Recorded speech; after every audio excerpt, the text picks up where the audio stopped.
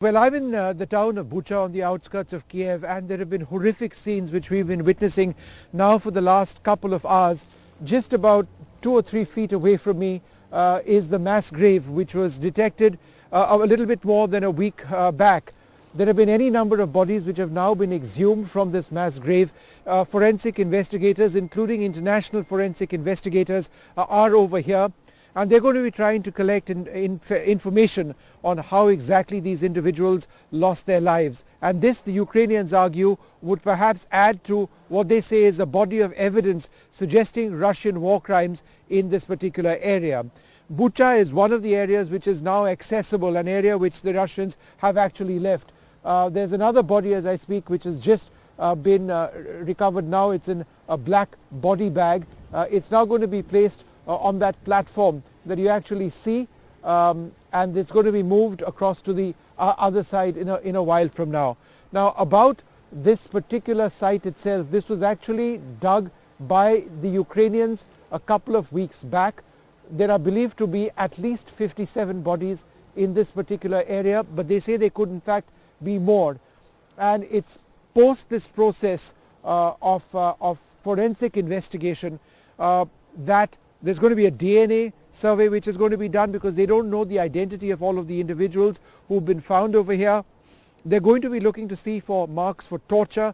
They're going to be looking to see if these individuals died of shrapnel injuries, or in fact they died of other causes. They were executed, because in other parts of Bucha there has been evidence of individuals with their hands bound and shot execution style. Now, when these people died is still quite unclear at this stage. Were they killed or did they die as a result of the fighting in the early phases of what has now been a 40-day plus war in this country, or in fact did they die more recently? Were they victims of Russian atrocities?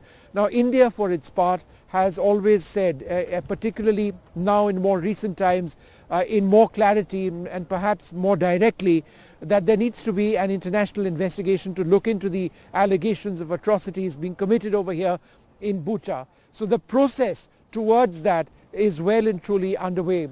This is the church which we actually saw on satellite images and subsequently on video as well. And there were these initial reports which had come in more than a week back that near this area there was a 40-foot long grave, which had a mass grave which had actually been dug. That has now been located, and as you can see, the platform being moved over here. And I can't tell you how bizarre it is that, you know, we were seeing these satellite pictures and we were seeing the amateur video which was emerging from Bucha, and today we are at this particular site where these forensic investigators, they've been digging out these bodies from this mass grave, and they've actually now they've been putting it onto the little platform attached to a crane and then bringing it across to the opposite side. These are being moved to various areas, including hospitals, where they're going to be kept before they are eventually buried, and that will take place in another area. So that's the process. As you can see, it's been going on, and the area is, it's difficult to actually stand over here because it's windy, and the wind carries the stench of dead bodies as well every now and again. But we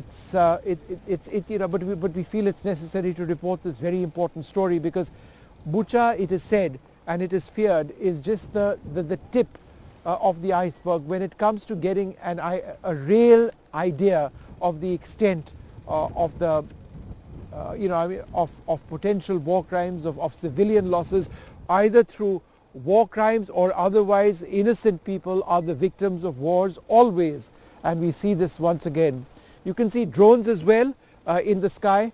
Ashok, in front of you over there, there's a drone, and this is actually being used not just by the media but by the investigators as well, to actually document every single part of the process through which these bodies are actually being recovered, and there's this constant effort at filming itself. The town of Bucha itself, large parts of it remain off limits. As the Russians were retreating, they were in fact mining parts of this area as well. So there are areas which we can't actually enter as well. So this is the very latest that you can see, and these pictures really do tell a story, and a very sad story of human loss, which is inevitable with war.